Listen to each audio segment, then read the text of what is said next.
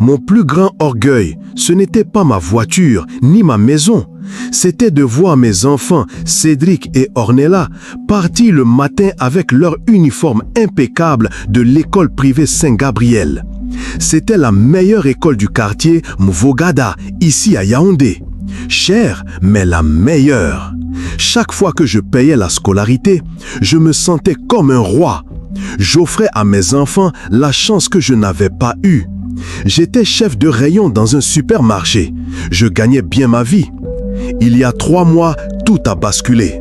Restructuration, c'est le mot qu'ils ont utilisé. Ils m'ont donné une petite enveloppe et m'ont dit merci.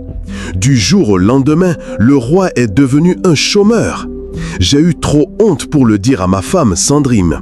Chaque matin, je continuais à m'habiller comme si j'allais au travail. Je passais mes journées à marcher dans la ville, à déposer des CV qui restaient sans réponse, à rentrer le soir épuisé en faisant semblant que tout allait bien. La révélation est arrivée hier.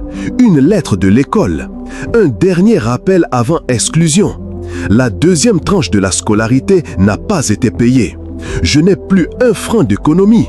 Tout est parti dans le loyer et la nourriture de ces 3 derniers mois. Je suis resté assis sur mon lit, la lettre à la main, pendant des heures. J'entendais mes enfants rire dans le salon. Ils faisaient leurs devoirs. Ils parlaient de leur avenir. Cédric veut être médecin, Ornella avocate. Et moi, leur père, je suis un lâche, un menteur qui ne peut même plus leur payer le droit de rêver.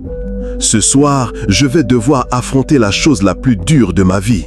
Pas le chômage, pas le manque d'argent, mais le regard de ma femme quand je vais lui avouer que je lui mens depuis 3 mois. Ma solution, la seule que j'ai, c'est de briser le silence. Je vais lui donner la lettre. Je vais lui dire que j'ai échoué. Je ne sais pas ce qu'elle va faire. Peut-être qu'elle va crier. Peut-être qu'elle va pleurer. Peut-être qu'elle va me quitter. Mais je ne peux plus porter ce fardeau seul. Un homme n'est pas un homme parce qu'il ne tombe jamais.